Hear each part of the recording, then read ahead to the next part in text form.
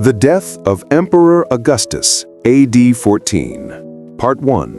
The Autumn of a God. The year was AD 14. Rome, the eternal city, stood at the height of its splendor. Marble temples glistened in the Mediterranean sun. Legions guarded the empire's borders from Britannia to Judea, and in every forum and household, the name of Caesar Augustus was spoken with reverence and awe. But even gods must die. For over 4 decades, Augustus had ruled the Roman world. He was not born into the throne. He had carved it from chaos.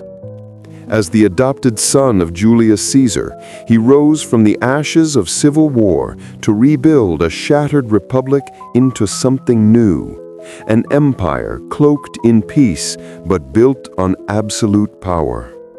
By AD 14, Augustus was 76 years old, frail and weary. His once sharp eyes were dim, his voice soft, his body bent by years of governance and grief. He had buried friends, rivals, and even his own heirs. The man who had reshaped the world now spent his final months retreating from the roar of politics to the quiet countryside of Nola, near Naples. Yet Rome could never escape him. Even in retirement, his presence loomed over the Senate, the army, and the people. Statues of his divine image stood in every province. Coins bore his name and face. He was more than a ruler. He was the living symbol of Rome's destiny. The burden of immortality. In the summer of that year, Augustus left the capital for Campania, traveling with his wife Livia Drusilla, the most powerful woman in Rome. Livia had been his companion for over 50 years, intelligent, poised, and politically shrewd. Together, they had managed an empire built on loyalty and fear, but as Augustus's health declined, questions of succession haunted their every step. The emperor's only biological child, Julia, had been exiled for scandalous behavior. His grandsons, Gaius and Lucius, whom he had groomed as heirs, were both dead, one from illness, the other from a mysterious accident that some whispered was no accident at all. That left Tiberius, Livia's son from a previous marriage, a capable general but an unwilling ruler. Tiberius was the heir of necessity, not love. Augustus never fully trusted him, and Tiberius knew it. Their relationship was cold, professional, and bound by duty. In letters from this period, Roman historians note that Augustus's tone grew melancholy.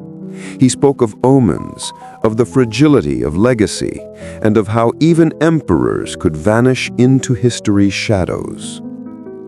I found Rome a city of brick, and leave it a city of marble. But marble could not preserve flesh. The final journey to Nola.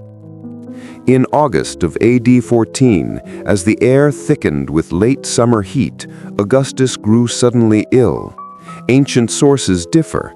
Some claimed it was a stomach ailment.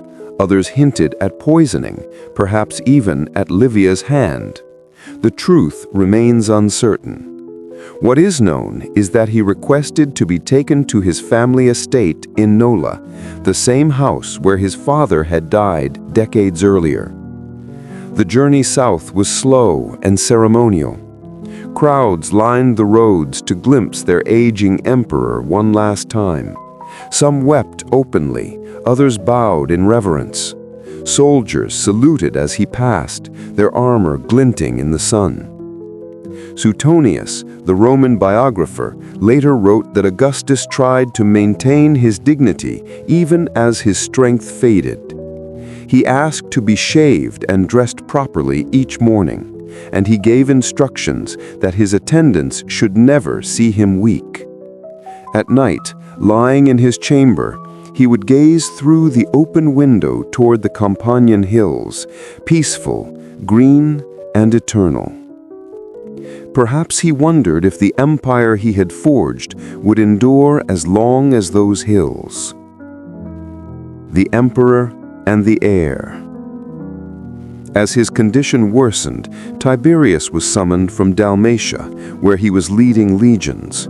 When he arrived, Augustus greeted him warmly, or so the official account said. In truth, the meeting was strained. The emperor spoke softly, his voice trembling, but his mind remained sharp. He discussed matters of state, the loyalty of the legions, the grain supply, the unrest in Germania.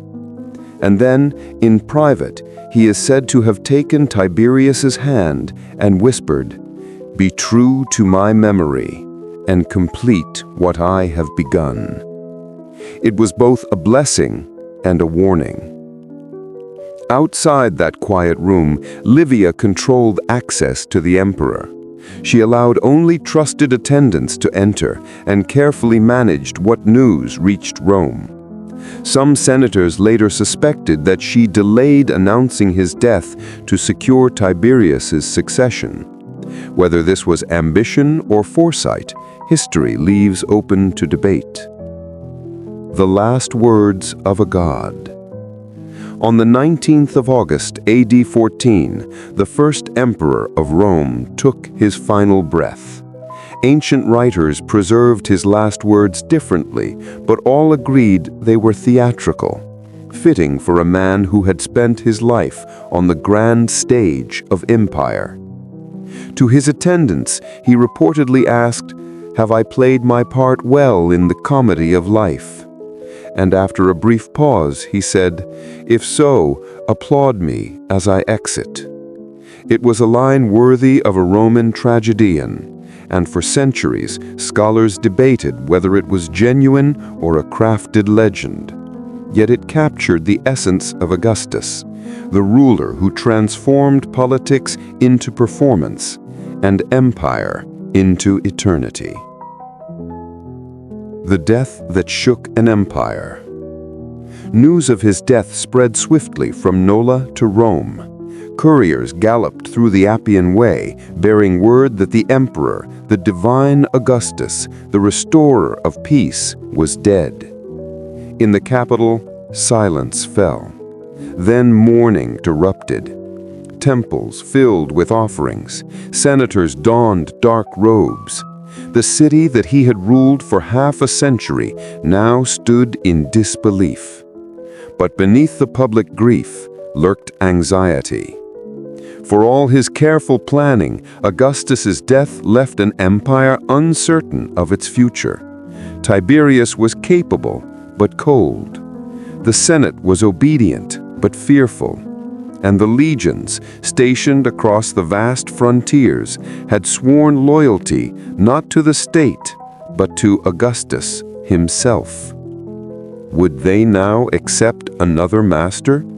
The question haunted Rome. A world at the crossroads.